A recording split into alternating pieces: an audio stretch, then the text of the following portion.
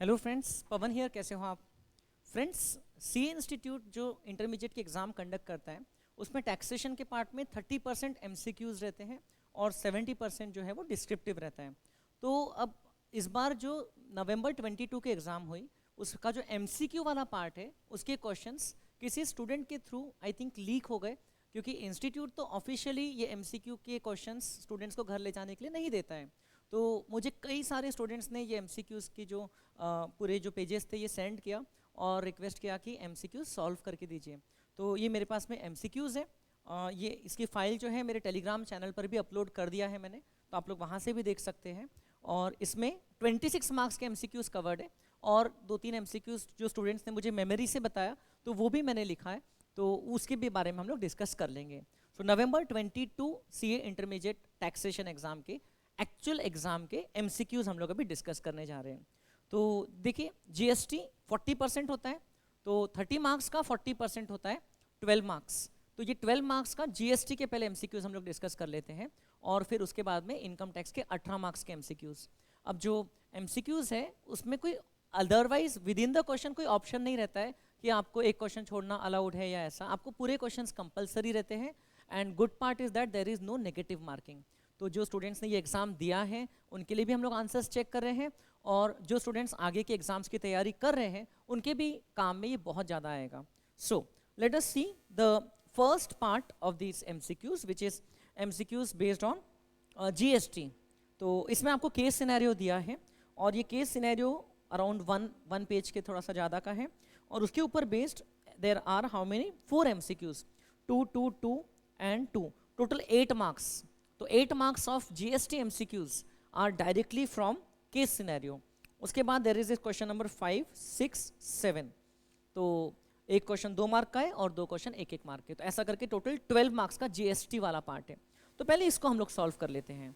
तो देखें, आपको जीएसटी वाले पार्ट में दिया हुआ है सबसे पहले, Sumesh a registered person since August 2021 in the state of Telangana is engaged in the supply and service of hydraulic machines.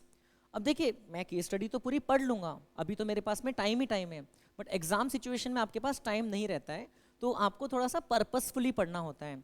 तो जनरली मैंने भी जब जब एमसीक्यूज़ के एग्ज़ाम्स दिया तो मैंने एक चीज़ का ध्यान रखा कि पहले मैं क्वेश्चंस क्या क्या पूछा है वो पढ़ लूँ, उसके हिसाब से फिर थोड़ा सा फोकस के साथ में हम लोग एक्चुअल डेटा को पढ़ सकते हैं। तो एक क्वेश्चन पूछा है, amount of ITC eligible to be claimed. Okay, जितना आईटीसी एलिजिबल है वो एक क्वेश्चन है, ध्यान रखेंगे। दूसरा है कि in respect of supply of service provided on 14th of February Sumesh should not issue an invoice on which of the following date. ठीक है, value of supply in respect of services availed by Sumesh during November 21। तो ये देखिए, अब अलग अलग dates के ही हैं, ये 14 फरवरी का है, ये नवंबर 21 का है और ये आईटीसी जनवरी 22 का है, मतलब वो डेटा स्पेसिफिकली हमको मिल जाएगा। और जो चौथा क्वेश्चन है एमसीक्यू का, it is value of supply under reverse charge mechanism for the month of दिसंबर 2021। तो अब इसके ऊपर बेस्ड हम लोगों को ये आंसर्स देना है। चारों के चारों चार में से एक डेट वाला है, बाकी तो न्यूमेरिकल है। Let us see. अब फर्स्ट क्वेश्चन उन्होंने पूछा है, tax credit eligible to be claimed for January 22। तो अब देखिए, आपको जो फर्स्ट आइटम ऑफ इंफॉर्मेशन दिया है दैट इज नवंबर 21, तो वो डायरेक्टली काम नहीं आएगा। दूसरा जो दिया है आपको second paragraph is related to December 21, हमारे काम में आएगा जनवरी 22 वाले आंसर के लिए। ये वाला पैराग्राफ जनवरी 22 की इंफॉर्मेशन आपको दी है। अगर कुछ इधर उधर के पैराग्राफ से कुछ इंफॉर्मेशन का इफेक्ट आता है तो वो हम लोग बाद में ध्यान जरूर रखेंगे, लेकिन अभी हम लोग देखते हैं।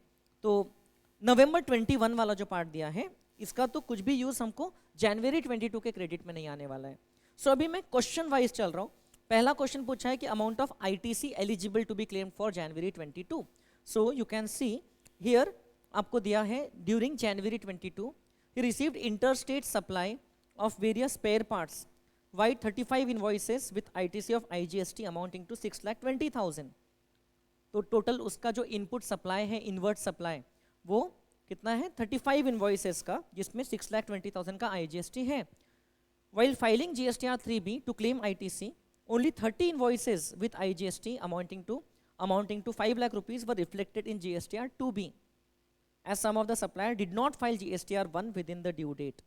तो अब जितने सप्लायर्स ने GSTR1 फाइल किया होगा उतना ही हमारे GSTR2B में रिफ्लेक्ट हो रहा होगा. Conditions for availing ITC were compliant with subject to the information given above.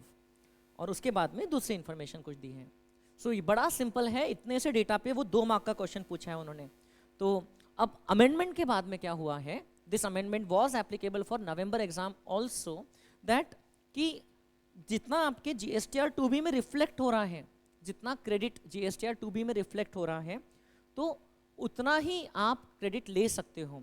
पहले क्या था कि आप 5 लाख के अलावा एक्स्ट्रा 5% ले सकते थे, बट अब ऐसा अलाउड नहीं है. So even though total invoices 6,20,000 के हैं, बट आप क्रेडिट ले सकते हो सिर्फ 5 लाख का, क्योंकि जितना आपके सप्लायर्स ने GSTR1 फाइल किया है और आपके GSTR2B में रिफ्लेक्ट हो रहा है उतना ही.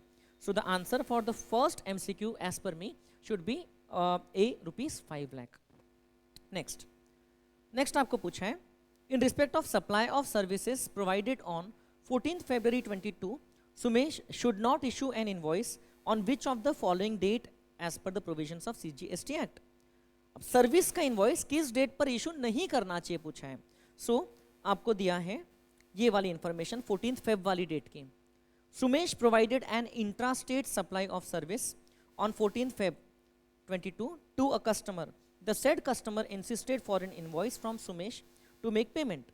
Since Sumesh went abroad for 3 weeks, he could not issue an invoice immediately.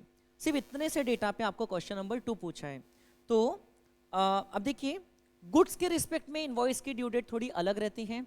जब गुड्स का मूवमेंट कमेंस हो जाता है तब, बेसिकली जब गुड्स रिमूव होते हैं आपके प्लेस से तब. लेकिन सर्विसेज के रिस्पेक्ट में generally the invoice for services can be issued within 30 days from the date of supply of service, from the date of provision of service, और उसके पहले भी इशू कर सकते हैं. तो 14th of February से अगर आप 30 डेज ऐड करो तो फेब्रवरी मंथ है, फेब्रवरी 22 में 28 डेज रहते हैं, तो 14th of Feb plus February के 14 डेज और मार्च के 16 डेज, तो ये आ जाता है 16th March 22. मतलब 16th मार्च तक के तो आप इन्वॉइस इशू कर सकते हो एनी टाइम ऑन और बिफोर 16th मार्च. तो ऑप्शंस में आपको लिखा है कि कौन सी डेट पे इन्वॉइस इशू नहीं कर सकते हैं. So the answer should be 17th March. 17th March को इशू नहीं कर सकते हैं. He can issue the invoice before the date of provision of services, on the date of provision of services, और within 30 days from the date of provision of services, but he can not issue the invoice after 30 days.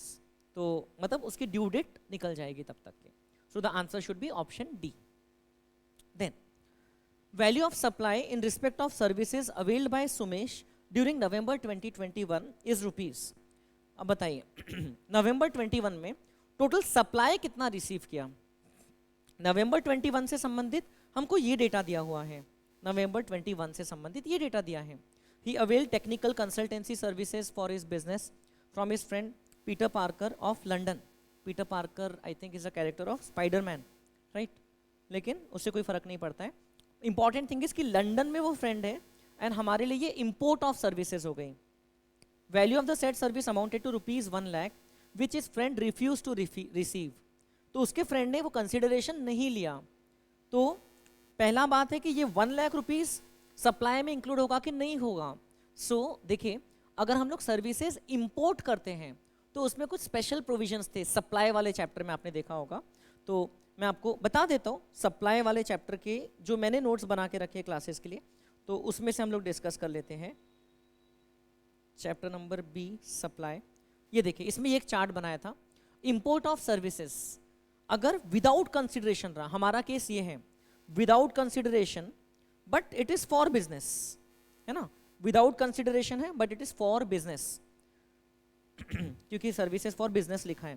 Consideration friend ने तो लिया नहीं, और ये related person या own establishment abroad से नहीं लिया है, तो इसको हम लोग सप्लाई नहीं मानेंगे. It is receive from another person, so इसको सप्लाई में इंक्लूड नहीं करेंगे 1 लाख को. और availed interior decoration services for his newly constructed house in Hyderabad from David of Australia, again ये भी इंपोर्ट ऑफ सर्विस है, and paid a consideration of 3 lakhs. ये केस है जहां पर सेक्शन 7(1)(b अप्लाई होता है. So import of services for consideration for other than business purposes, तो भी उसको हम लोग सप्लाई मानते हैं. सो इसको सप्लाई मानेंगे हम लोग. So this will be counted, this 3 lakh rupees should be counted as a supply. So November 21 का वैल्यू ऑफ सप्लाई होगा only 3 lakh rupees instead of 4 lakh. पूरा दोनों आइटम इंक्लूड नहीं होगा, सिर्फ 3 लाख रुपीज इंक्लूड होगा. सो 6 मार्क्स मिल जाते हैं आपको इतना पार्ट करके. उसके बाद में value of supply liable under reverse charge mechanism for the month of December 21 is. दिसंबर 21 का हमको ये डेटा दिया है. तो जीएसटी के एमसीक्यू में केस स्टडी में उन्होंने उतना कंफ्यूज नहीं किया, अलग अलग डेटा दे दिया और उस पर अलग अलग क्वेश्चंस पूछा. तो it is as good as 4 separate questions based on respective data set. Data का कुछ क्रॉस लिंकेज भी मुझे नहीं दिख रहा है. दिसंबर में उसने ये 3 सप्लाईज रिसीव किया है, उसमें से आपको बताना है कि कौन से सप्लाई पे रिवर्स चार्ज लगेगा. वही पूछा है ना उन्होंने, value of supply liable under reverse charge mechanism. पहला, legal consultancy services from messrs ESG and company, lawyers in respect of patent and trademark. तो यस, लीगल कंसल्टेंसी सर्विसेज पे रिवर्स चार्ज लगेगा. अब देखिए लॉयर्स की जो सर्विसेज रहती हैं एडवोकेट्स की, it is exempt if the recipient is not a business entity और it is a business entity but their previous year's turnover was less than the threshold limit. But अब ये वाले case में आप देखो, इनका पिछले साल का जो टर्नओवर था वो 12 लाख रुपीस था for intra state supply. It was less than the threshold limit, 20 lakh से कम है ना. तेलंगाना में 20 लाख इज द थ्रेशोल्ड, उससे कम है. लेकिन और वो इस साल रजिस्ट्रेशन लिए हैं, राइट. फिर भी ये सर्विस टैक्सेबल रहेगी because now they are registered person. Okay. और अगर आप ये 25,000 को एक्सक्लूड कर दोगे, बिकॉज एकदम लॉ का लिटल इंटरप्रिटेशन करके अगर जाते हो, क्योंकि जो चैप्टर नंबर D है, एग्जेम्पशंस वाला जो पार्ट है, उसमें आप देखो तो वहाँ पर ये लॉयर की सर्विसेज के बारे में बात किया है. वहाँ लिखा हुआ है अमेंडमेंट के बाद कि अगर एक एडवोकेट की सर्विसेज दी गई है to any person, to a business entity with aggregate turnover up to such amount in the preceding financial year as makes it eligible for exemption from registration under the SGST Act और CGST Act, तो फिर वो services exempt रहेगी, ऐसा लिखा हुआ है. सो ये सर्विसेज को अगर आप एग्जेम्प्ट मानते हो तो क्या होगा 25,000 अगर इंक्लूड नहीं किया तो फिर आपको ऑप्शंस में ज़्यादा ऑप्शंस बचेंगे ही नहीं, क्योंकि तीनों ऑप्शंस आर कंसिडरिंग 25,000, सिर्फ 6,000 बचेगा. बट लेट अस सी ये 16,000 वाला आइटम लेना है कि नहीं लेना है. Security services provided by Global Security Services Private Limited for its godown in Hyderabad. तो अब ये देखिए, ये एक बॉडी कॉर्पोरेट है और इन्होंने सिक्योरिटी सर्विसेज प्रोवाइड किया है. सो उसके लिए हमको देखना पड़ेगा रिवर्स चार्ज वाला प्रोविजन कि वो एग्जैक्टली कब अप्लाई होता है. सो क्लास के नोट्स में भी हम लोग ने कवर किया है और यहाँ पर भी आपको पॉइंट है security services. Yes, security services provided by way of supply of security personnel provided to a registered person. तो supplier should be any person other than a body corporate. यहाँ पर हमारे इस क्वेश्चन में supplier is a body corporate private limited company है and recipient, दो recipient सही category में है, recipient is a registered person but supplier is a body corporate. Therefore ये वाला आइटम रिवर्स चार्ज में नहीं आएगा. एंड हमने अभी डिस्कस किया ये वाला भी आइटम एग्जेम्प्ट रहना चाहिए, आइडियली ये भी एग्जेम्प्ट रहना चाहिए, क्योंकि पिछले साल हम लोग रजिस्ट्रेशन थ्रेशोल्ड के नीचे थे, हमारा टर्नओवर 20 लाख से कम था एज अ रेसिपिएंट देख रहे तो सिर्फ ये वाला आइटम आएगा. Rent paid to local authority in Hyderabad for participating in an exhibition at municipal grounds. तो ये वाला आइटम रिवर्स चार्ज की नोटिफिकेशन में दिया है. Supply services in respect of renting of immovable property by local authority to any registered person is covered under reverse charge. तो ये वाला जो आइटम है ये रिवर्स चार्ज में कवर्ड रहेगा. So as per me the answer here should be option A, ₹6,000. तो अब ये ऐसे आंसर्स हो गए जीएसटी के इंटीग्रेटेड केस स्टडी वाले. अब जीएसटी के और 3 ही क्वेश्चंस थे उसके अलावा. अब कौन सा आर्टिकल कॉन्स्टिट्यूशन का, which article of the constitution empowers the president to constitute a joint forum of the center and state, namely GST council. अब GST council किस आर्टिकल के थ्रू आया है?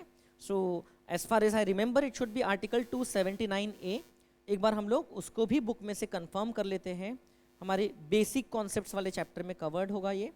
Yes, GST council, yes, article 279A इसके through आया है। सो आप लोगों को जो एमसीक्यू बुक मैंने प्रोवाइड किया था उसमें भी ये ज़रूर ये क्वेश्चन था। देन सो ये मेमोरी बेस्ड हो गया एक। Next question, doctor Bhanumati provides health care services in our multi speciality hospital which is also having inpatient and own canteen facilities. She provides the following information. तो आपको क्या पूछा है? Based on the above information, value of taxable supply provided by Dr. Bhanumati for the month of December 21 is. तो देखिए इसमें से कौन सा taxable supply का पार्ट है?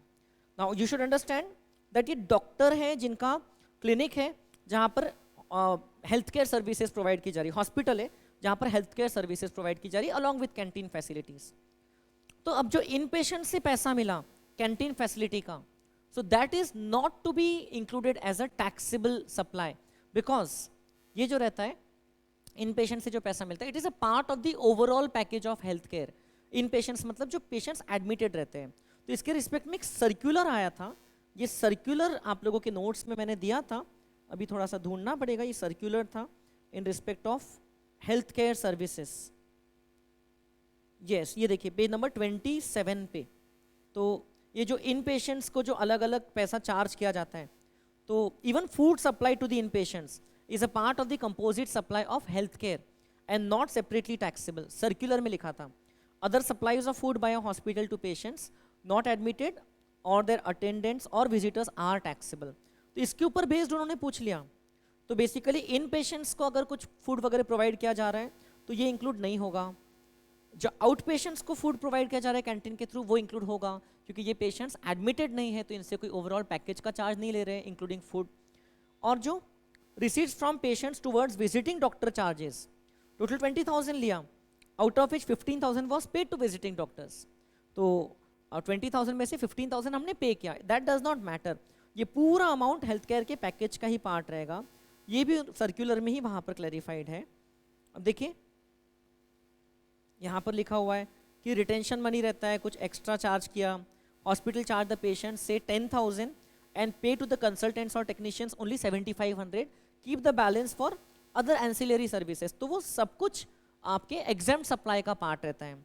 Entire amount charged by them from the patient including the retention money and the fees और payments made to the doctors etcetera is towards the healthcare services। तो ये पूरा अमाउंट पूरा 20,000 exempt होता है।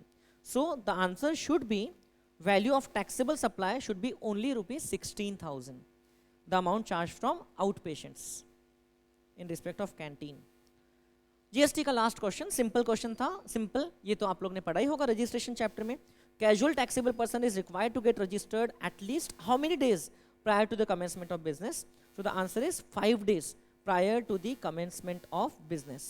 तो इसके भी मैं आपको क्विकली नोट्स वाला पार्ट बता देता हूँ। तो ये नोट्स में कहाँ लिखा हुआ था? सो रजिस्ट्रेशन कब तक के करना होता है?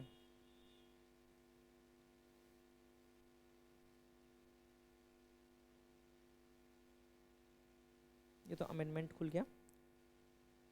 हाँ, ये देखिए ये कैजुअल टैक्सेबल पर्सन और इसकी बात हो रही है। सो यहाँ लिखा है prior registration is required, they have to compulsorily apply at least 5 days prior to the commencement of business. तो सिंपल से पॉइंट पे एमसीक्यू बन गया। तो मेरे हिसाब से अभी तो मैं आपको डिटेल में एक्सप्लेन कर रहा हूँ इसलिए टाइम ज़्यादा लग रहा है, लेकिन जीएसटी के जो 12 मार्क्स थे इसको आपको बहुत ज़्यादा टाइम नहीं लगना चाहिए एग्जाम में। It should be done with in से 10-12 minutes। अब रही बात, हम लोग बात करते हैं अब इनकम टैक्स के एमसीक्यूज की। इनकम टैक्स में केस सिनेरियो है बड़ा सा, तो आपको पूरा 2 पेज का ऑलमोस्ट केस सिनेरियो दिया है और उसके ऊपर बेस्ड 5 क्वेश्चंस पूछे हैं 8, 9, 10, 11, 12, 2-2 मार्क के, 1, 2, 3, 4, 5। सो ये हम लोग बाद में डिस्कस करते हैं, मतलब टोटल 10 मार्क्स तो यही हो गया। उसके अलावा 8 मार्क्स का क्या है? तो उसके अलावा 1 मार्क के 3 क्वेश्चंस दिख रहे हैं और 2 मार्क्स का 1 क्वेश्चन दिख रहा है। तो मतलब कितना हो गया? 5 मार्क्स का हो गया। अभी भी 3 मार्क्स का बचा है। सो रिमेनिंग 3 मार्क्स का पेपर का फोटो नहीं आया है, जहाँ जिस स्टूडेंट्स से मुझे फाइल्स मिली है उसमें इसके बाद वाला पेज नहीं आया है। बट मुझे एक स्टूडेंट ने ये मैसेज में लिखा था और 2-3 लोगों ने कंफर्म भी किया कि सर ऐसा ही कुछ क्वेश्चन आया था। तो ये क्वेश्चन के भी हम लोग डिस्कशन करेंगे। तो पहले मैं ये केस स्टडी के बाद वाले क्वेश्चंस कवर अप कर लेता हूँ, फिर हम लोग केस स्टडी को डिटेल में एग्जामिन करते हैं। तो ये वाला बहुत इजी क्वेश्चन है, क्वेश्चन नंबर 13 MCQ वाला। Loss under the head profits and gains from business और profession can be set off during the same year. Same year में तो ये लॉस हम लोग दूसरे हेड से भी सेट ऑफ कर सकते, अदर देन सैलरीज। तो ये रॉन्ग है, ऑप्शन ए रॉन्ग है। Correct answer is option B, it can be set off against income under any head except salaries. Okay, yes. Then 14th question में, अब इतना बड़ा क्वेश्चन अगर है तो पहले ये देख लो कि वो पूछे क्या है। तो ये पूछे हैं कि उसका रेसिडेंशियल स्टेटस क्या है। कितने मार्क्स का क्वेश्चन है? एक ही मार्क का क्वेश्चन है। Okay, so it's a case of, हाँ ये वाला केस है जहाँ पर शिप में ज्वाइन कर रहा है और कंटिन्यूस डिस्चार्ज सर्टिफिकेट की डेट्स अवेलेबल हैं। तो इसके रिस्पेक्ट में आपके रेसिडेंशियल स्टेटस चैप्टर में एक नोटिफिकेशन था जिसमें लिखा था कि जिस दिन वो कंटिन्यूस डिस्चार्ज सर्टिफिकेट के हिसाब से शिप में ज्वाइन करता है, वहाँ से लेकर के जिस दिन वो वहाँ से साइन ऑफ करता है, वो दोनों डेट्स को एक्सक्लूड करना चाहिए कैलकुलेशन के लिए while calculating his stay in India. Now let us see. Mr. Raghav is an Indian citizen and a member of the crew of an America-bound Indian ship engaged in carriage of freight in international traffic departing from Chennai on 25th May. तब जो person Indian ship में जा रहा है, Indian citizen going abroad as a crew member of an Indian ship, तो आपको याद होगा रेसिडेंशियल स्टेटस में उसके लिए कुछ स्पेशल प्रोविजन अप्लाई होते हैं, एक्सेप्शन अप्लाई होते हैं। बेसिक कंडीशन नंबर 2 जो है उसमें his minimum stay during the year should be, instead of 60 it should be 182 days. Okay, as per the basic condition number 2। तो और बेसिक कंडीशन नंबर 1 में तो 182 था ही, मतलब अगर ये पर्सन एटलीस्ट 182 डेज इंडिया में रह गया तो ही वो रेसिडेंट बन सकता है। तो first of all let us see whether he staying in India for 182 days. अब यहाँ पर वो 120 डेज वाला जो एक्सेप्शन था, इसका भी एक अमेंडमेंट था, वो एप्लीकेबल यहाँ पर नहीं है।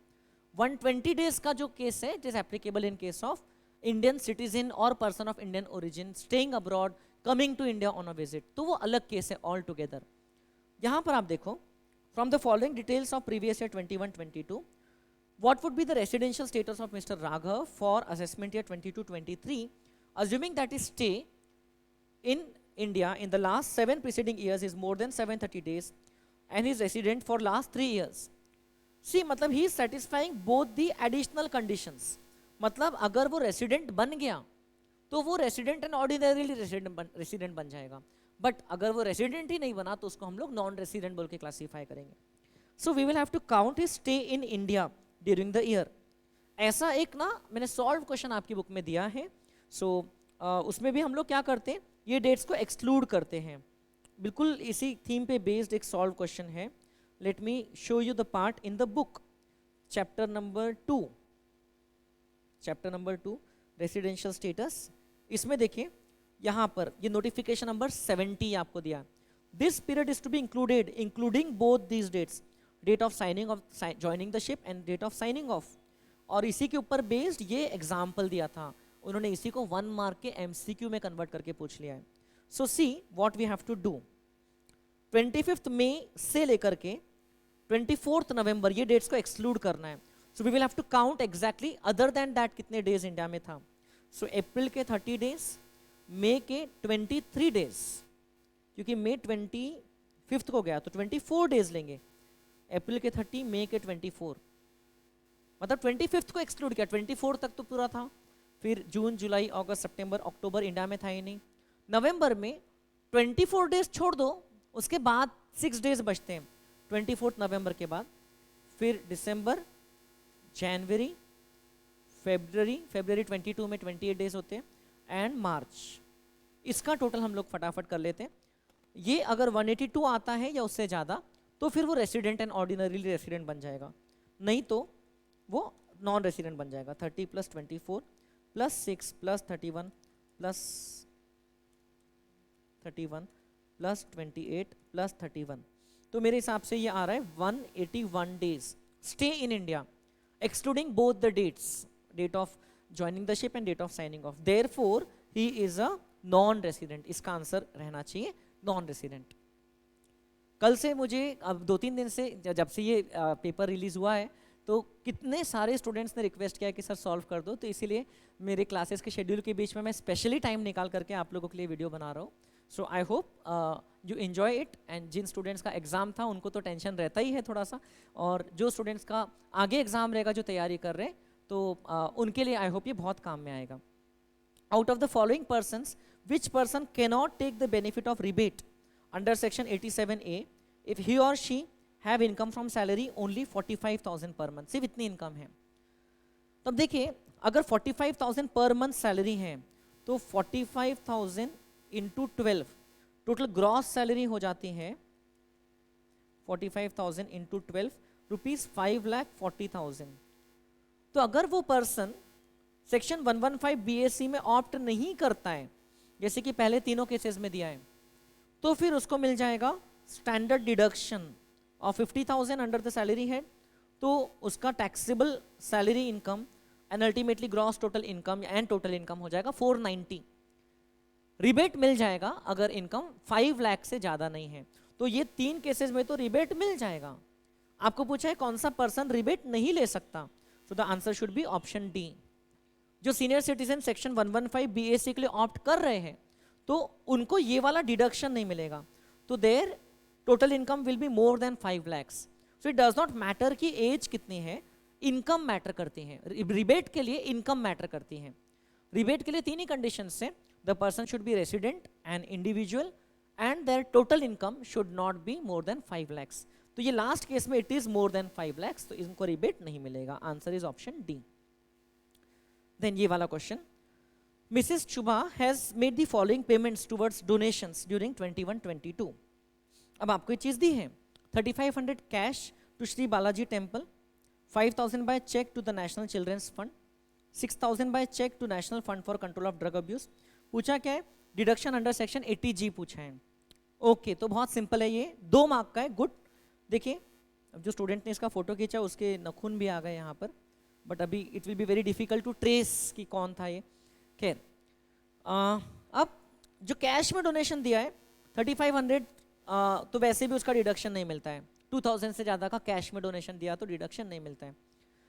5,000 by cheque to national children fund, इसका 100% डिडक्शन मिल जाता है national children fund. Okay section 80G का मैंने क्लास में, जो क्लास के स्टूडेंट्स हैं उनको पता है कि एक बढ़िया सा चार्ट बना करके दिया था। ये सेक्शन 80D है, सेक्शन 80G का चार्ट था। देखिए यहाँ पर नेशनल चिल्ड्रंस फंड आता है जो 100% वाली कैटेगरी में है। Then 6,000 by cheque to national fund for control of drug abuse, ये भी उसी 100% वाली कैटेगरी का पार्ट है। देखो national fund for control of drug abuse, और मैंने स्टूडेंट्स को बताया था कि ऐसे कुछ कुछ फंड्स के नाम याद रख लेना, वो इंपॉर्टेंट है। और बस ये है कि थर्ड जो है 10,000 rupees by cheque for the renovation of a temple having certificate for section 80G deductions for donations, तो डिडक्शन अवेलेबल कितना रहेगा। तो अब ये अगर 80G सर्टिफिकेट वाला टेम्पल है तो वो इस कैटेगरी में आएगा बेटा, जिसमें क्वालिफाइंग लिमिट लगती है और 50% ही मिलता है। सो आप अपनी मर्जी से ये नहीं मान सकते कि अब उसका भी 100% मिलेगा, क्योंकि 100% की कैटेगरी में स्पेसिफिक आइटम थे।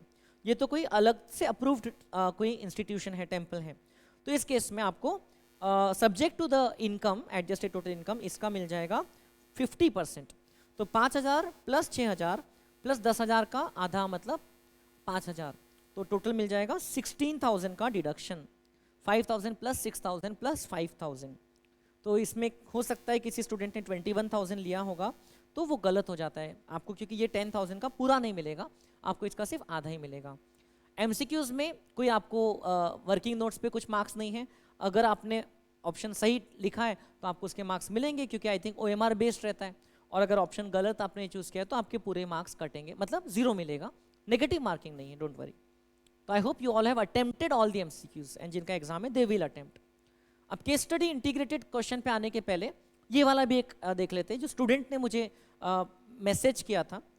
सर एक MCQ 80 CCD पर था, उसमें वो पर्सन की सैलरी ₹1 लाख पर मंथ थी और वो उसका एम्प्लॉयर, दोनों 10% से ज़्यादा NPS में कंट्रीब्यूट कर रहे थे। फिर उसमें पूछा था कि what is the maximum deduction available. तो अब कितना कंट्रीब्यूट कर रहे हैं वो एग्जैक्ट मेरे पास फिगर्स अवेलेबल नहीं है, लेकिन आप लोगों को याद होगा अगर डिटेल में तो आप कमेंट बॉक्स में लिख सकते हो, तो सो दैट उस पर डिस्कशन हो जाए। लेकिन देखिए मुझे और एक स्टूडेंट ने कुछ बताया था तो ये क्वेश्चन के बारे में, तो देखिए मुझे लगता है कि ये क्वेश्चन कुछ ऐसा होगा। सैलरी चलो 1 lakh rupees per month, okay, salary आपने लिया 1 लाख पर मंथ, तो 12 लाख सैलरी हो गई। अब 12 लाख का 10% तक तो अलाउ हो जाएगा, कहाँ पर, सेक्शन 80 CCD 1 में, 80 CCD 1 में अलाउ हो जाएगा 12 लाख का 10%, मतलब 1,20,000।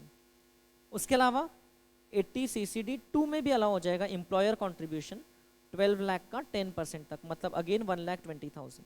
ये दो तो मिल जाएगा। इसके अलावा अगर एम्प्लॉय कॉन्ट्रीब्यूशन जितना ज़्यादा है तो वो मिल जाएगा 80 CCD 1B में, subject to a limit of 50,000।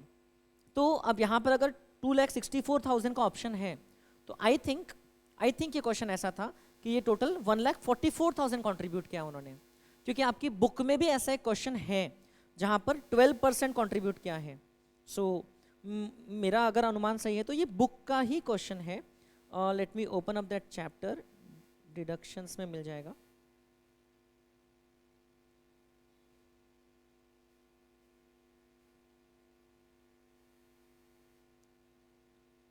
ये सॉल्व क्वेश्चन में फिगर्स थोड़े अलग है। लेट अस सी जो अनसॉल्व वाले क्वेश्चंस थे उसमें, हाँ ये देखिए, अच्छा इसके भी फिगर्स थोड़े अलग हैं। तो मान लेते क्वेश्चन यही था, ऐसे क्वेश्चन मुझे लग रहा है कि कहीं तो भी हमने किया है। देखो ऐसा होगा कि 12% कॉन्ट्रीब्यूट किया एम्प्लॉयर और एम्प्लॉय दोनों ने, तो 1,44,000 कॉन्ट्रीब्यूट किया, तो एम्प्लॉयर के 1,44,000 में से 120 हमको मिल जाएगा 80 CCD 1 में, और रिमेनिंग 24,000 मिल जाएगा 80 CCD 1B में, और एम्प्लॉयर के 1,44,000 में से हमको सिर्फ 120 मिलेगा अंडर सेक्शन 80 CCD 2। तो टोटल डिडक्शन कितना मिलेगा, तो it will B, you can see how much, 120 plus 120 plus 24। तो मेरे हिसाब से इसका आंसर रहना चाहिए फिर, अगर डेटा ऐसा ही है तो 2,64,000। ये स्टूडेंट ने 2,40,000 लिखा है, I think it could be wrong अगर उसने 80 CCD 1B कंसिडर नहीं किया तो, सो ये स्टूडेंट का रॉन्ग हो सकता है। और एक क्वेश्चन के बारे में उसने लिखा है, शायद MCQ वाला ही है। एक और क्वेश्चन था HRA के ऊपर, उसमें आंसर ही याद है, 58,000 आ रहा था answer, rent paid minus 10% salary करके। तो HRA का आपको एग्जाम्शन का फॉर्मूला पता है। HRA में exemption is least of the 3 item, A HRA received, B rent paid minus 10% of salary, and C 40% और 50% of salary depending on the city. Mumbai, Delhi, Chennai, Kolkata है तो 50%, वरना 40%। अब उस क्वेश्चन में सैलरी की डिटेल्स क्या क्या दी हैं, DA if forming part of salary रहता है तो उसको कंसीडर करते हैं, commission if paid as a percentage of turnover है तो कंसीडर करते हैं। So because I don't have the question readily available, so I will not be able to comment further on that, क्योंकि मेरे पास ना क्वेश्चन है ना ऑप्शन है। यस, अब आ जाते हैं एक सबसे लेंदी वाले पार्ट पे, केस स्टडीज, केस सिनेरियो वाला जो MCQ है वो। तो अब ये देखिए 2 पेज का उन्होंने पूरा केस सिनेरियो दे दिया, और उसके ऊपर बेस्ड उन्होंने 5 क्वेश्चंस पूछा। एक पूछा कि what is the income chargeable under the head capital gains, दूसरा what is the amount of deductions that can be claimed under chapter 6A, तीसरा what is the amount of self assessment tax, चौथा what is the combined gross annual value for the houses owned by Mr. Tilak, और पांचवा last question what is the total income chargeable under the head income from house property। ये 5 questions उन्होंने पूछा है 2-2 mark के। अब देखिए वैसे तो सीक्वेंस में अगर चले तो पहले हाउस प्रॉपर्टी की इनकम निकाली जाती है, फिर कैपिटल गेन्स की, फिर ग्रॉस टोटल इनकम के डिडक्शंस लिए जाते हैं उसके बाद में, और फिर टोटल इनकम पे टैक्स निकाला जाता है। उन्होंने सीक्वेंस में क्वेश्चंस नहीं पूछा, बट हम लोग सीक्वेंस में कैलकुलेशन जरूर कर सकते हैं as per the given data. ये आपको केस सिनेरियो दिया है। Mister Tilak aged 50 years residing at Chennai is the owner of 5 houses, 2 houses A and B are owned by him at Bengaluru and 1 house at London which was purchased in March 2014 during his stay at London for employment sake। अभी कुछ information extra ही दी रहती जिसकी जरूरत नहीं है। He stayed in London for 8 years and returned permanently to Chennai during 17-18 for setting up his own business. मतलब this year he is a resident and ordinarily resident, क्योंकि वो 2017-18 से इंडिया में ही है. हमारे इस क्वेश्चन का फाइनेंशियल ईयर चल रहा है 21-22, previous year 21-22, right. So it's been now 3-4 years that he is in India completely. So अब इसका मतलब इसकी जो लंदन प्रॉपर्टी की इनकम है वो भी टैक्सेबल रहेगी इंडिया में, वो ध्यान रखना है. So अब इसका मैं समरी बनाना शुरू करता हूँ. देखिए आपको क्या क्या दिया है. हाउस ए, हाउस बी, ये कहाँ पर लोकेटेड है? बेंगलुरु. ये दोनों house, both these house are located at Bengaluru. उसके अलावा और क्या क्या इन्फॉर्मेशन दी है हमको?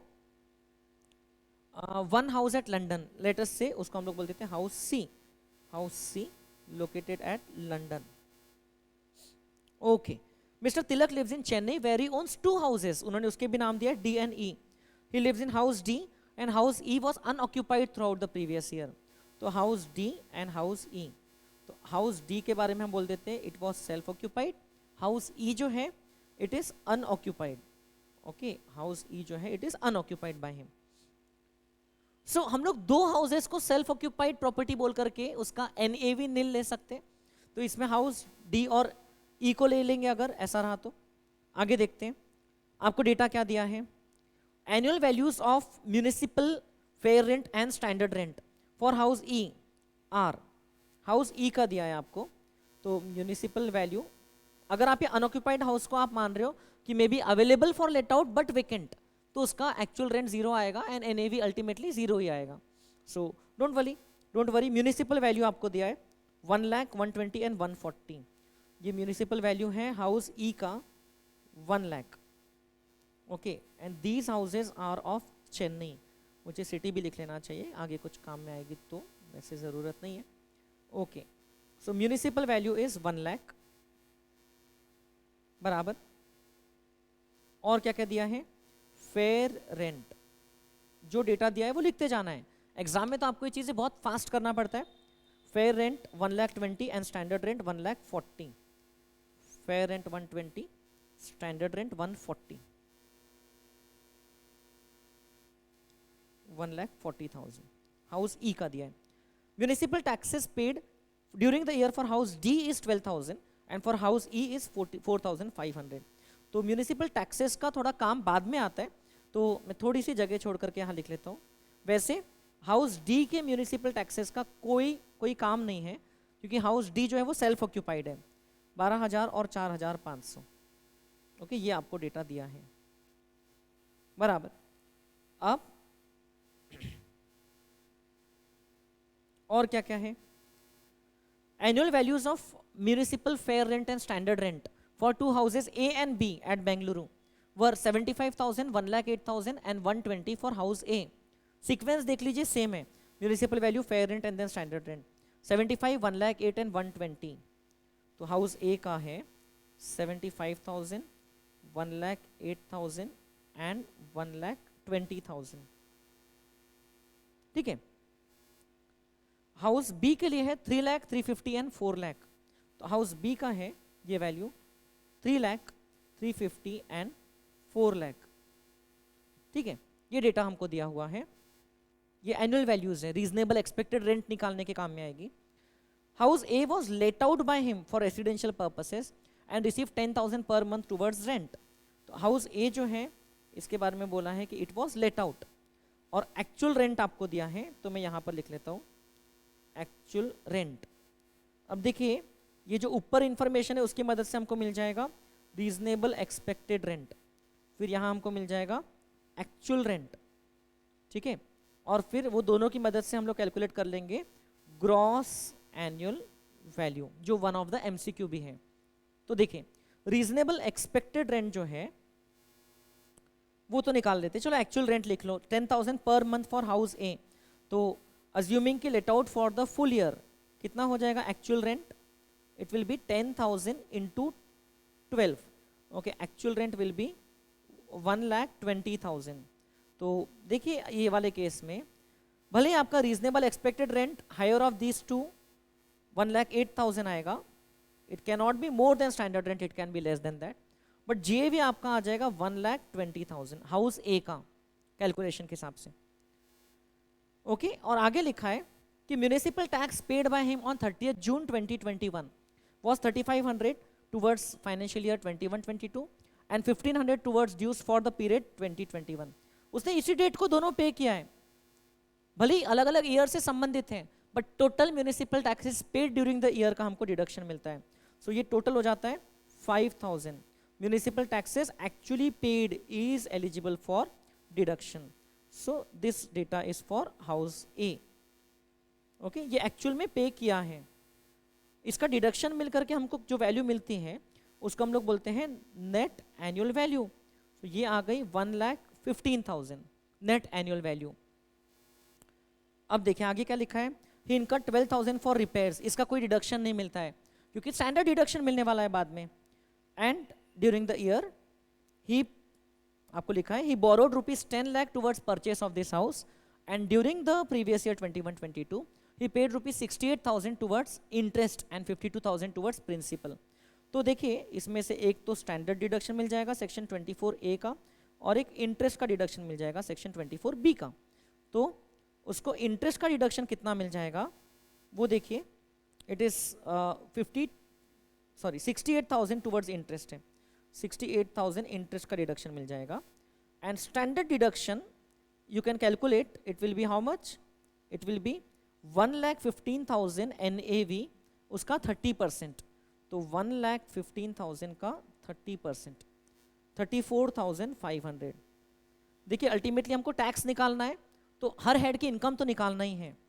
सो 1,15,000 माइनस 34,500 माइनस 68,000, तो this is the income from house A, ₹12,500 इतना इनकम आ गया।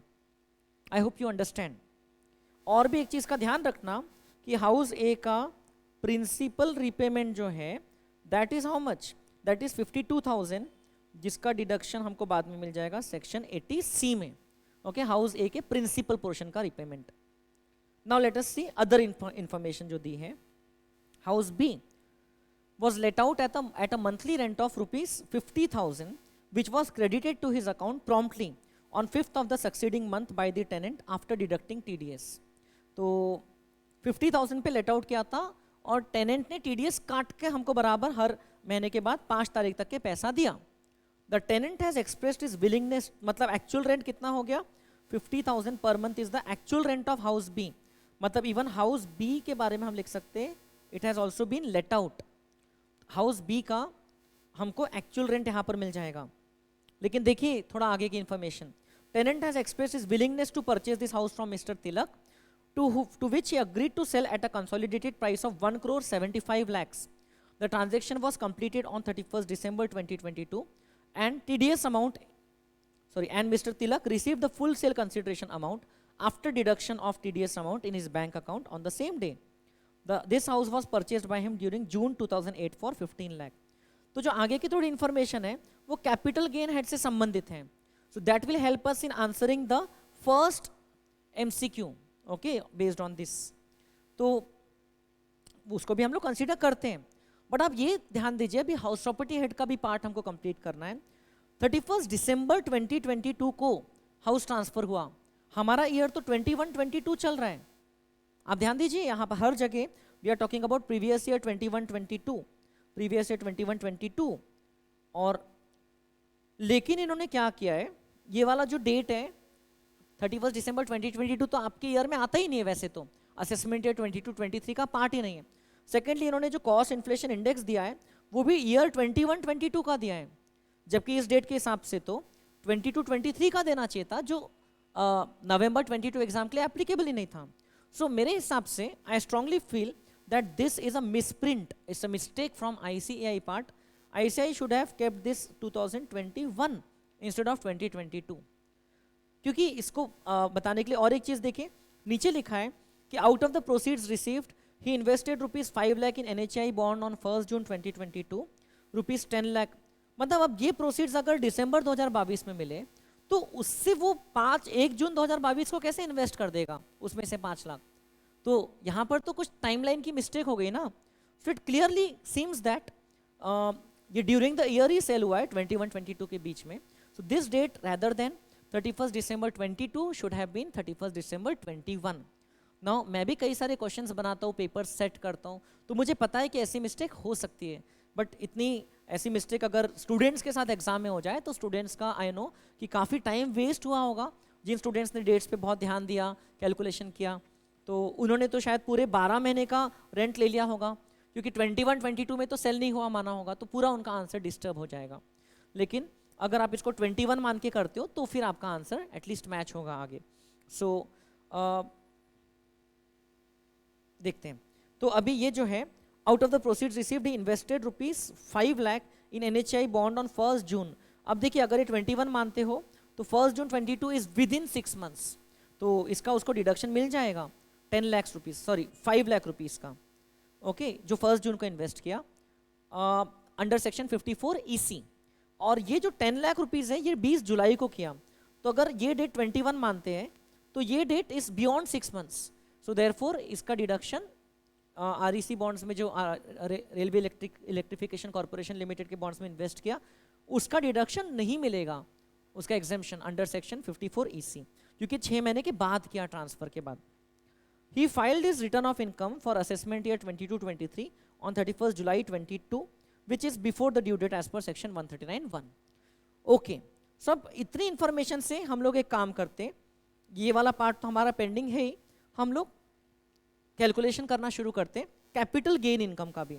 तो आपने जो हाउस बेचा उसकी कंसिडरेशन जो मिल गई that is undisputed, that is 1,75 lakhs. अब देखिए और एक बात, अगर ये 22 को बेचा तो फिर आप कैपिटल गेन कैसे पूछ रहे हो, वो तो अगर है भी तो वो अगले साल का हो जाएगा, 22-23 का होगा. फिर सेकेंडली आप चलो 22 को बेचा, कैपिटल गेन भी अगले साल का है, तो फिर they should have given cost inflation index of 22-23. तो हर एक एंगल से लग रहा है कि वो ईयर गलत है ICI ने जो छापा है. अब उसके मार्क्स स्टूडेंट्स को वो लोग अवॉर्ड करेंगे या नहीं करेंगे, कि क्वेश्चन में मिस्टेक हुई, तो आई don't no. Ideally, they should award the marks if the question itself contains some error, जिससे स्टूडेंट्स का टाइम भी वेस्ट हो रहा है, आंसर भी नहीं आ रहा है, और बेचारे स्टूडेंट्स कैलकुलेशन ही कैलकुलेशन करते जा रहे हैं और कुछ मैच नहीं हो रहा है. सो data is inconsistent. Ideally, they should award marks, but I don't know because ICI may not be responsible here, क्योंकि ये वाला पेपर ऑफिशियली तो पब्लिक डोमेन में आने वाला नहीं था. ICI अपनी वेबसाइट पर ये पेपर कभी अपलोड नहीं करने वाली है, क्योंकि ये किसी स्टूडेंट ने फोटो खींचा है ना. मुझे ये भी समझ में नहीं आता है कि एग्जाम हॉल में फोटो कैसे खींच लिया किसी स्टूडेंट ने. मोबाइल फोन्स तो अलाउड ही नहीं रहना चाहिए जब आपके हाथ में पेपर है तो. So I don't know how it has happened, but it has not happened for the first time. ये भी मैं आपको बता दूं, CA फाउंडेशन के मैथ स्टैट्स के पेपर्स भी कुछ बार लीक हुए हैं, एंड लॉ के भी MCQs इस बार भी लीक हुए हैं, पहले भी हुए थे इंटरमीडिएट के, और इस बार तो पहली बार मैंने देखा कि टैक्स के भी MCQs लीक हो गए. सो उससे अच्छा ICI should take a call and be transparent एंड खुद ही पब्लिश कर देना चाहिए. They should allow the students to take this question, this part of the question paper as well home, क्योंकि हर बार नए MCQs ही आते हैं, तो at least students will get a feel, जो आगे के बैचेस के स्टूडेंट्स उनको फील तो मिलेगा. चलिए, कंसिडरेशन 1,75 lakhs माइनस हम लोग करेंगे index cost of acquisition. Index cost of acquisition, तो कॉस्ट थी आपको दिया है 15 lakhs, तो ये कैलकुलेशन हो जाएगा 15 lakhs इंटू, आपको इंडेक्सेशन लेना है जून 2008, तो ईयर 8-9 का इंडेक्स आपको दिया है 137 एंड 2021-22 का दिया है 317, तो हम करेंगे इंटू 317 अपॉन 137. सो ये हो जाता है 15 लाख इंटू 317 डिवाइडेड बाय 137, तो ये फिगर आ रहा है 34,70,803. ओके, अब ये मिल जाएगा, this will be the long term capital gain before exemptions. तो 1,75 लाख में से माइनस कर देंगे, तो ये आ गया 1,40,29,197. ओके, अब इसमें से मिलेंगे 2 एग्जेम्पशंस. एक एग्जेम्पशन तो इस चीज का है, सेक्शन 54 EC, सॉरी ये 10 लाख का तो नहीं मिलेगा, ये बात का है, लेकिन ये 5 लाख का मिल जाएगा. एग्जेम्पशन अंडर सेक्शन 54 EC, तो दिस इज ₹5 लाख. और आपको जो पहला MCQ पूछा है उसमें दिया ही है, देखो 197 से एंड होने वाले पूरे ऑप्शन से, मतलब कि हमारा कैलकुलेशन सही जा रहा है, it should give us some confidence here. और एक एग्जाम्पशन मिलेगा, क्योंकि देखिए आगे क्या लिखा है, on 10th Jan 2022 he purchased an under construction apartment in Chennai from ABC Promoters Limited for 1 crore 25 lakhs by obtaining a bank loan for 50 lakhs and balance paid out of his own sources। तो मतलब उसने और एक residential premises बेचकर और एक property खरीदा। अब ये अपार्टमेंट वर्ड लिखा है तो we may understand that it is a residential premises, okay, residential property. तो यहाँ पर इन्वेस्टमेंट कितना किया है, 1 crore 25 lakhs का किया है, भले ही बैंक लोन से 50 lakhs एंड खुद के सोर्सेज से रिमेनिंग 75। तो उसको पूरा जो जितना अमाउंट इन्वेस्ट किया उसका मिल जाएगा 1 crore 25 lakhs का अंडर सेक्शन 54, उतना एग्जाम्पशन मिल जाएगा।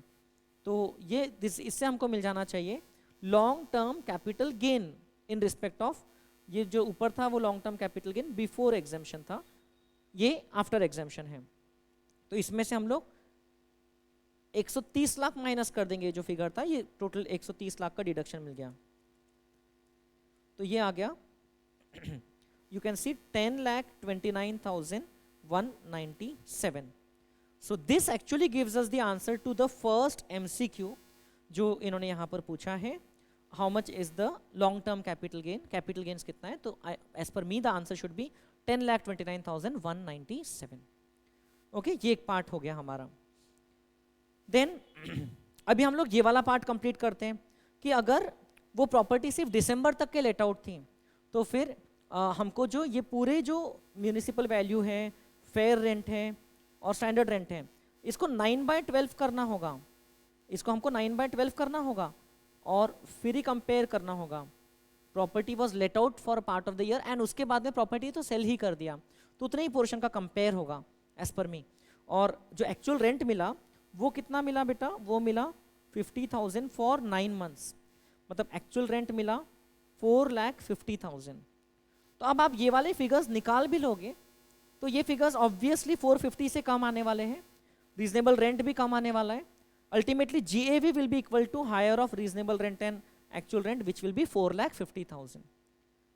अब इस प्रॉपर्टी का कुछ भी म्यूनिसिपल टैक्सेस दिया नहीं है तो इसका NAV हो जाएगा 4,50,000, जिसमें से स्टैंडर्ड डिडक्शन मिल जाएगा 30% का 1,35,000। हाउस बी के लिए कोई लोन नहीं लिया था आपने, जो बाद में जो लोन लिया है वो नए हाउस के लिए लिया है, 6वें हाउस के लिए लिया है, तो उसका इंटरेस्ट का डिडक्शन यहाँ नहीं मिलेगा हाउस बी के कॉलम में, तो इसको माइनस करके मिल जाता है हमको 3,15,000। This is the income from house B as per me. अब आगे और क्या क्या इंफॉर्मेशन दिए वो देखते हैं। आगे दिया है, देखिए ये 1 crore 25 lakhs का न्यू हाउस खरीदा था, अंडर कंस्ट्रक्शन था 10 जनवरी को। तो again you should get an idea कि ये डेट का सेंस नहीं बन रहा है, ये 2021 होना चाहिए। अब आगे during the year he paid 1,15,000 towards interest and 65,000 towards principal for this loan. The construction was completed and handed over to him on 10th April। तो अब ये घर 10th April मतलब नेक्स्ट फाइनेंशियल ईयर में रेडी हुआ। इसका मतलब बेटा न ये इंटरेस्ट का डिडक्शन सेक्शन 24 में मिलेगा इस नए घर के रिस्पेक्ट में, 24B में नहीं मिलेगा, न ये प्रिंसिपल का डिडक्शन सेक्शन 80C में मिलेगा इस नए घर के रिस्पेक्ट में, क्योंकि वो तभी मिलना शुरू होता है जब से उस हाउस की इनकम असेसिबल होती है under the head income from house property. लेकिन अब ये हाउस रेडी हुआ है 22-23 से, so as per me this should not be available, this deduction would be available only from the first year, और वो भी जितना इंटरेस्ट 31 मार्च तक के था, 31 मार्च 22 तक के जो इंटरेस्ट था that will be pre construction interest, जो 5 साल तक के आपको 1/5 मिलता है। और अगर आप में से किसी के मन में सेक्शन 80EE या तो फिर 80EEA आ रहा होगा तो वो एप्लीकेबल नहीं है, क्योंकि ये हाउस देखिए बहुत महंगा है, वहाँ पर थ्रेशोल्ड लिमिट है 80EEA में 45 लाख का ही स्टैम्प ड्यूटी वैल्यू होना चाहिए, सो मैक्सिमम, तो वहाँ भी नहीं मिलेगा डिडक्शन। सो इसका डिडक्शन मेरे हिसाब से कहीं नहीं मिलेगा, ये 1,15,000 का भी नहीं, 65,000 का भी नहीं। अदर इनकम एंड डिटेल्स दिया है, 3 lakh rupees received as annual rent from property at London. He incurred 25,000 towards municipal taxes at London. Now we had discussed earlier कि ये ROR है, resident and ordinary resident, तो पूरा 3 लाख रुपीस जो है वो एक्चुअल रेंट की कैटेगरी में आ जाएगा। ओके, लंदन की प्रॉपर्टी का हमको रीजनेबल एक्सपेक्टेड रेंट नहीं पता, तो ये पूरा टैक्सेबल रहेगा for this person, excluding obviously the municipal taxes and the standard deduction. तो म्यूनिसिपल टैक्सेस कितना है 25,000, इसका भी डिडक्शन मिलता है। हम लोग ने क्लास में ऐसे कुछ क्वेश्चंस किए हैं कि फॉरेन की प्रॉपर्टी है, वहाँ के लोकल टैक्सेस दिए, उसका भी डिडक्शन मिलता है, उस पर कोई रोक टोक नहीं है। तो 2,75,000 is the NAV okay for this. अब उसमें 2,75,000 का 30% मिल जाएगा विच अमाउंट्स टू 82,500। इंटरेस्ट लंदन वाली प्रॉपर्टी का कुछ नहीं दिया है, तो ये माइनस करके आ जाता है 1,92,500। जो सेल्फ ऑक्यूपाइड प्रॉपर्टी है उसका तो NAV नील लेते हैं, तो उसका कुछ नहीं आएगा। और जो प्रॉपर्टी अनऑक्यूपाइड है we can claim that in any case, हम लोग बात कर सकते हैं कि ये प्रॉपर्टी का एक्चुअल रेंट ही नील है ओके, और because of vacancy it is less, तो फिर actual rent will be taken as the GAV। तो ये प्रॉपर्टी का जीरो आ जाएगा इनकम, या हम बोल सकते हैं कि ये it is a part of the self occupied part, self occupied property, क्योंकि 2 सेल्फ ऑक्यूपाइड प्रॉपर्टीज अलाउड है, तो इसका भी NAV जीरो आ जाएगा, और इसमें इंटरेस्ट वगैरह के बारे में तो कुछ दिया नहीं है। So now this will enable us to answer 2 questions based on house property. इतना जो हमने इन्फॉर्मेशन देखा, इसके आगे की जो इन्फॉर्मेशन है वो हाउस प्रॉपर्टी हेड से संबंधित नहीं है। तो एक क्वेश्चन था हाउस प्रॉपर्टी से संबंधित, ये वाला, what is the combined gross annual value of the houses owned by mister Tilak. Gross annual value, तो देखिए वो जो छठवां हाउस खरीदा वो जनवरी 22 में कंस्ट्रक्शन शुरू हुआ था, लेकिन अप्रैल 22 में कंप्लीट हुआ, तो वो इस साल में वो काउंट नहीं होगा। असेसमेंट ईयर 22-23 मतलब प्रीवियस ईयर 21-22, तो forget about the 6th house. अब ये हाउसेस का कंबाइंड GAV कितना रहेगा, तो आपने देखा कि हाउस D और E का तो लेने का मतलब नहीं है, तो हम लोग सिर्फ ये 3 वैल्यूज को ऐड करेंगे, 120 प्लस 450 प्लस 3 लाख, तो ये कंबाइंड हो जाता है 8,70,000। And let us see option में है, यस ऑप्शन D 8,70,000। अब this makes it further clear, बाकी सभी ऑप्शन इससे कम भी हैं, और ये तीनों तो लेना ही था, और देयरफॉर ये दोनों हम लोग सेल्फ ऑक्यूपाइड मान रहे हैं और उसका NAV लेने वाले हैं, तो उसका GAV लेना ही नहीं है हम लोगों को। सो 8,70,000 is the correct answer for this part. फिर और एक क्वेश्चन उन्होंने पूछा, what is the total income chargeable under the head income from house property. अब टोटल इनकम मेरे हिसाब से इन तीनों का टोटल आना चाहिए, इस हेड की इनकम की अगर बात कर रहे तो ये हो जाता है कितना, 12,500 प्लस 3,15,000 प्लस 192,500, 5,20,000। ये 3 फिगर का total, this comes to 5,20,000 total income under the head income from house property. So ये ऑप्शन में दिया है, option C should be the correct answer here. और अभी भी 2 क्वेश्चंस बचे, डिडक्शन कितना ले सकता है एंड सेल्फ असेसमेंट टैक्स कितना। तो डिडक्शंस कितना ले सकता है, तो अभी तक डिडक्शन का हम लोग ने एक आइटम मार्क करके रखा है, ये जो प्रिंसिपल रिपेमेंट था 80C के लिए। और देखते हैं और क्या क्या इंफॉर्मेशन हमको दी है। Profit from business, this will help us in computing the total income ultimately. तो अभी मैं यहाँ पर टोटल इनकम निकालना शुरू कर देता हूँ। देखिए इनकम फ्रॉम हाउस प्रॉपर्टी हम लोग ने निकाला 5,20,000, then capital gains, long term capital gains 10,29,197, then business income, ये आपको क्वेश्चन में डायरेक्टली दी है ₹12 लाख। और फिर उसके अलावा next is interest from saving bank account 75,000, तो ये है income from other sources interest. ये पूरा GTI में इनिशियली तो ऐड होगा, लेकिन बाद में इसका हमको डिडक्शन मिलेगा। तो अगर हम लोग डिडक्शंस की बात करें तो क्या क्या डिडक्शंस मिलेंगे, तो एक तो अब ये क्लियर है, सेक्शन 80 TTA का मिल जाएगा डिडक्शन। असेसी की एज हमको दी है 50 ईयर्स, देयरफॉर डिडक्शन मिल जाएगा 80 TTA में up to ₹10,000 interest on saving account का। उसके अलावा एडवांस टैक्स, ये तो बाद में फाइनली टैक्स पेबल में से मिलेगा, अभी नहीं। LIC प्रीमियम, ये इसका मिल जाएगा for self and 25,000 towards premium for his married son who is living separately with spouse, इसका भी मिल जाएगा, दोनों का मिल जाएगा, even if the son is married. तो तो लाइफ इंश्योरेंस प्रीमियम पूरा 1 लाख मिल जाएगा।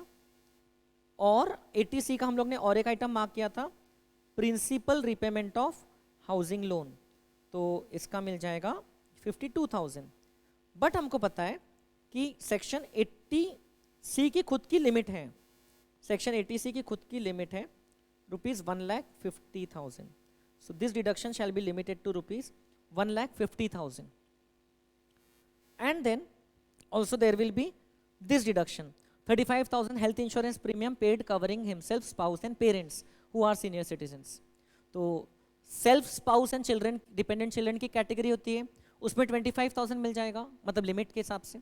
और पेरेंट्स वाली कैटेगरी में भी 25,000 मिल जाता है, बट पेरेंट्स सीनियर सिटीजन है तो 50। यहाँ पर एक साथ ही दिया है 35,000, तो पूरा मिल जाएगा, बिकॉज यहाँ एक ही हेल्थ इंश्योरेंस प्रीमियम आपने पे किया है। सो पूरा मिल जाएगा 35,000, क्योंकि एग्रीगेट जो डिडक्शन अवेलेबल है वो 75,000 है total for such an assessee. तो सेक्शन 80D में मिल जाएगा कितना, 35,000।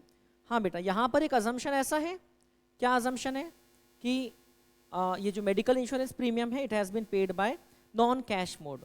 तो ये टोटल डिडक्शंस हमको मिल जाते हैं, टोटल डिडक्शंस देखिए कितने हो गए, 1,50,000 प्लस 45, 1,95,000 ये टोटल डिडक्शंस मिल गए।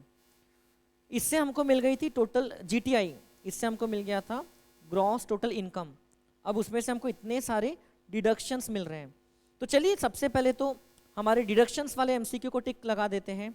1,95,000 is there in the options, तो ये हम लोग डिडक्शन ले लेते हैं।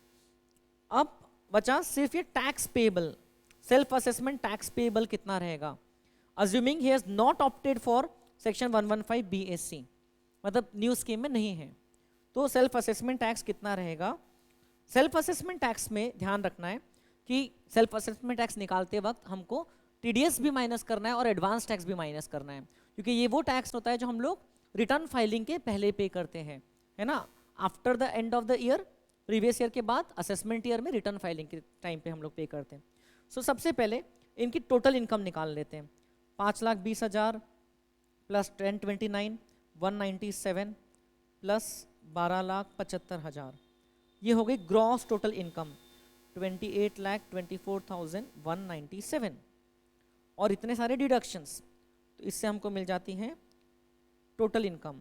Now see deductions can not be claimed from LTCG but they can be claimed from these other incomes, तो वो तो है काफ़ी है। माइनस 1,95,000, तो ये टोटल इनकम आ गई 26,29,197 है, उसको मैं राउंड ऑफ करके 200 ले लेता हूँ। अब ये जो हमारी टोटल इनकम आई है इसमें हमको कैलकुलेट करना पड़ेगा tax liability. So let us take it to the next page. अब टैक्स लाइबिलिटी अपन देख लेते हैं कितनी आ रही है। देखिए अब सबसे पहले टैक्स ऑन, आप देख सकते हो कि यहाँ पर इस इनकम में कुछ अमाउंट तो LTCG है। So tax on long term capital gain of कितना है 10,29,197। इसके लिए कुछ भी बेसिक एग्जेम्पशन लिमिट तो बचने नहीं वाली है, तो 20% के हिसाब से 10,29,197 इंटू 20%, तो ये टैक्स हो जाता है हमारा, थोड़ी जगह बना के यही लिख लेता हूँ, 2,05,839। ठीक है, इतना टैक्स आ गया on long term capital gain. फिर टैक्स ऑन LTCG आ गया, on other incomes, other incomes पे टैक्स आएगा एज पर स्लैब रेट्स। अब अदर इनकम है कितनी, तो अदर इनकम्स है बेटा 26,29,200 में से इतना माइनस कर दो, तो 26,29,200 माइनस 10,29,197, तो ये आ रही है 16,03,000 रुपीज़। तो राउंड फिगर 16,00,000 पकड़ लो, ज़्यादा फर्क नहीं आएगा, ऑप्शन में मिल ही जाएगा अगर मैच होना है तो 16,03,000 रुपीज़। ठीक है, अब इस पर टैक्स कैसा आता है, बेसिक स्लैब रेट्स के हिसाब से 50 की एज है, तो पहले 0 से 2.5 लाख की इनकम पे 0। ये एग्जाम में आपको इतना टाइम पास नहीं करना है, अभी तो आप लोगों को फुर्सत है इसलिए मैं ऐसे आराम से बता रहा हूँ। नहीं तो आपको पता है 10 लाख की इनकम तक के टैक्स आ जाता है कितना, 10 लाख तक 1,12,500 है ना, 5 लाख से 10 लाख की इनकम पे 20%, और फिर जो बैलेंस 6 लाख के ऊपर का उस पे 30%। तो इसमें से 10 लाख कट करते हैं और उसका 30% निकालते हैं, तो ये आता है 1,80,001 रुपीज, इतना टैक्स आ रहा है। तो ये सबको ऐड कर देते हैं अब, प्लस 1,12,500, तो दिस अमाउंट्स टू 2,92,501। इससे मुझे मिल गया कि टोटल टैक्स बिफोर सेस कितना हो गया, प्लस 205,839। तो ये फिगर हो गया बेटा 4,98,340। अब इसमें हम लोग ऐड कर देंगे 4% हेल्थ एंड एजुकेशन सेस। आप डायरेक्टली भी कर सकते हो, ओके, डायरेक्टली 1.04 से मल्टीप्लाई करके फिगर पे आ सकते हो, या 4%, अभी मैं आपको समझाने के लिए लिख रहा हूँ डिटेल में। 19,934 ये ऐड कर लो, तो ये हो गया 5,18,274 which will be rounded off to 270, ठीक है। ये आ गया आपका gross tax liability before TDS and advance tax, ये ग्रॉस टैक्स लाइबिलिटी है। अब इसमें से हम लोग माइनस करेंगे एडवांस टैक्स, एडवांस टैक्स तो पक्का ही माइनस हो जाएगा क्योंकि वो तो हमने साल के बीच में ही दे दिया है, एंड दैट इज 2,20,000। तो इसको माइनस कर लो 2,20,000, और हम लोग माइनस करेंगे टीडीएस। अब टीडीएस ये पर्सन का कहाँ कहाँ कटा है देखो, एक तो जो ये रेंट पे टीडीएस कटा था आपको लिखा था the tenant was paying after deducting tax, तो 50,000 के रेंट पे मंथली रेंट ऑफ 50,000 पे अगर टैक्स डिडक्ट कर रहा है, मतलब the section was section 194I and not 194IB। 194IB में 50,000 से ज्यादा रेंट रहा तो टीडीएस कटता है। So the rate of TDS must have been 10% for building under section 194I। तो रेंट पे जो टीडीएस कटा, रेंट पे तो रेंटल इनकम टोटल मिली 4,50,000, उसका 10% इतना टीडीएस कटा है। 4,50,000 देखिए अपने हाउस बी के लिए निकाला था, ये रेंटल इनकम है ना 9 महीने का। So this amounts to 45,000 of TDS on rent. And दूसरा जो टीडीएस कटा वो यहाँ कटा, Tilak receive the full sale consideration of the property after deduction of TDS, तो ये 1,75 लाख का 1% कटा है अंडर सेक्शन 194IA, जो इमूवेबल एसेट का सेल वाला केस होता है। 50 लाख के ऊपर रहा तो 1% से टैक्स कटता है। तो in case of sale of property 1,75 lakh into 1%। तो टीडीएस का ना मैंने बहुत बढ़िया चार्ट बना करके रखा है। So if you want you people can take the screenshot of this. ये देखिए अब ये तो लेटेस्ट है फॉर द ऑनगोइंग बैच है, थोड़े से इसमें अब आपको वैसे भी अब May 23 के हिसाब से ही बात करना है नेक्स्ट एग्जाम से। तो 194I जो था इसमें 10% था for other than plant and machinery, और 194IA इसमें 1% था, ठीक है, 1% of TDS in respect of कहा गया 50 लाख के ऊपर का अगर कंसिडरेशन रहा तो कट गया। अब देयरफॉर इस हिसाब से टोटल इसका टीडीएस कितना आ गया 1,75 लाख का 1% मतलब 1,75,000। तो ये हो गया टीडीएस कटने के बाद हमारी actual self assessment tax liability. Self assessment tax liability मतलब ये तीनों आइटम आप माइनस कर दो 518,270 में से, तो एक 2,20,000 माइनस कर दो, फिर 45,000 माइनस कर दो, और 1,75,000 माइनस कर दो, तो ये आ रहा है 78,270। ये मेरे हिसाब से आ रहा है सेल्फ असेसमेंट टैक्स की लाइबिलिटी। एग्जाम में आई डोंट थिंक आपके पास इतना टाइम भी बचेगा कि आप इसे 2 मार्क के एमसीक्यू के लिए इतना सारा कैलकुलेशन करो और इतनी सारी working note. So I don't know how you people must have coped up with it, लेकिन अब ये आंसर मैंने पहले ही ये सॉल्व करके चेक किया, ये मैच नहीं हो रहा है फ्रॉम द गिवन ऑप्शंस। लेकिन ये जो ऑप्शंस है इसमें देखो ये जो फिगर दिया है इसमें से 45,000 माइनस किया तो ये वाला ऑप्शन है। इसमें और भी ये जो डिफरेंस है ये कितना है 437 माइनस 42, ये कितना है 395 माइनस किया तो मतलब 220 प्लस 175, तो ये दूसरा ऑप्शन मिल रहा है। अब आई डोंट नो ये ऑप्शन कहाँ से आया, लेकिन ऑप्शंस के हिसाब से भी TDS वाला पार्ट अपेरेंटली हम लोगों ने सही लिया है, ये वाला अमाउंट मैच नहीं हो रहा है। So I checked it couple of times, लेकिन मुझे नहीं मिला रीज़न फॉर डिफरेंस। अगर ये कैलकुलेशन में हमारी इनकम 1,15,000 से कम आती है, ओके, अगर ये वाला जो इनकम है हाउस प्रॉपर्टी का 5,20,000 की जगह 4,05,000 आता है, जो कि यहाँ ऑप्शन में भी दिया है 4,05,000 वन ऑफ द ऑप्शंस, तो इन दैट केस ये 4,05,000 हो जाएगा, ये 1,15,000 से कम आ जाएगा, और अल्टीमेटली हमारा जो फिर जो आंसर है वो मैच हो रहा है। उस हिसाब से अगर आप कैलकुलेट करोगे तो ये आंसर फाइनली मैच हो रहा है, बट मैंने जो कैलकुलेशंस किया उसके हिसाब से मैच नहीं हो रहा है ये वाला आंसर। सो अगर मैं एग्जाम में रहता था, so I would have gone with the nearest option to 78,270 here, which is option B, क्योंकि नेगेटिव मार्किंग तो है नहीं। ओके, जो डिफरेंस है that is only because of 1,15,000। देखो मेरा जो आंसर आया वो कितना आया, 78,270। डिफरेंस देखिए क्या है, 78,270 माइनस 42,390, तो ये 35,880 है। इसमें सेस इंक्लूडेड होगा तो डिवाइड बाय 1.04, 34,500 आ गया। अब मतलब ये जो डिफरेंस है, डिफरेंस जो भी आया कितना आया था 35,880, इसको डिवाइड करो 1.04 से तो बिफोर सेस का फिगर मिल जाएगा, मतलब कि 34,500। अब ये किस फिगर का 30% है, तो हम लोग क्या करेंगे, इस फिगर को करेंगे डिवाइड बाय 30%, डिवाइड बाय 30%, तो हमको मिल रहा है 1,15,000। मतलब अगर हमारी इनकम 1,15,000 से कम आती है तो हमारा टैक्स इसके साथ में मैच होता है। लेकिन अब 1,15,000 क्वेश्चन में ढूंढोगे तो ये एक मिलेगा, उसके अलावा तो एक इधर है एक 1,15,000, इसका तो मुझे लगता नहीं कि कुछ इफेक्ट होगा क्योंकि इसके बाद तो ये सब भी है। अब ये 1,15,000 का मुझे लगता है कि वो जो पेपर सेटर हैं उन्होंने इसका डिडक्शन लिया है और फिर इनकम निकाला है, बट मुझे ये समझ में नहीं आ रहा है कि 1,15,000 का डिडक्शन किस सेक्शन में लिया है। मैंने आपको बताया कि सेक्शन 24B में तो मिलना ही नहीं चाहिए। ओके, ये 1,15,000 का डिडक्शन और उसके अलावा इंटरेस्ट ऑन हाउसिंग लोन का डिडक्शन आपको कौन से हेड में मिलेगा?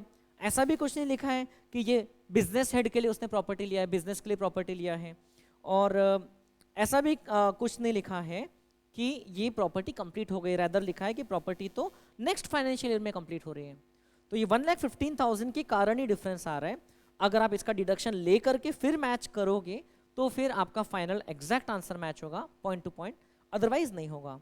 सो this is what I could make up from the best of my interpretation.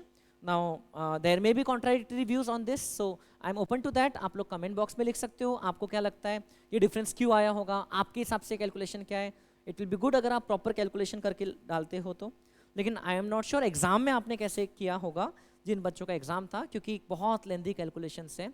हमको अभी करने को ही सिर्फ 30 मार्क्स के MCQs करने को ही हमको इतना सारा टाइम लग गया, और इसके बाद तो जैसे कि जो डिस्क्रिप्टिव वाला पार्ट है इनकम टैक्स का वो भी काफ़ी लेंदी है, और GST का पार्ट तो मैंने अभी तक एनालाइज किया ही नहीं है, डिस्क्रिप्टिव वाला वो मैं कुछ दिन बाद करने वाला हूँ। So thank you friends, it was a pleasure teaching you this. अगर आपको कुछ भी डाउट्स रहते हैं आप मुझे मैसेज कर सकते हो। मेरा टेलीग्राम में जो पर्सनल ID है उसका लिंक मैं नीचे दे दूंगा, टेलीग्राम में चैनल भी है, डिस्क्रिप्शन में दे दूंगा, आप उसमें टेलीग्राम में भी ज्वाइन हो सकते हो, और इंस्टाग्राम पे भी आप फॉलो कर सकते हो। आपको कुछ भी हेल्प लगती है टैक्सेशन से संबंधित, so lot of notes are available on Telegram, and I am always open to solving your doubts if you have. Okay, latest amendments वगैरह के भी जो वीडियोज़ है वो मैं आगे लाते रहूँगा। So thank you for watching this. इसके अलावा मैंने इनकम टैक्स का डिस्क्रिप्टिव वाला वीडियो डाल के रखा है, वो भी आपने अगर नहीं देखा होगा, डिस्क्रिप्टिव वाले पार्ट का सॉल्व किया है, तो वो भी आप ज़रूर देख लेना। So thank you friends, all the best for your studies.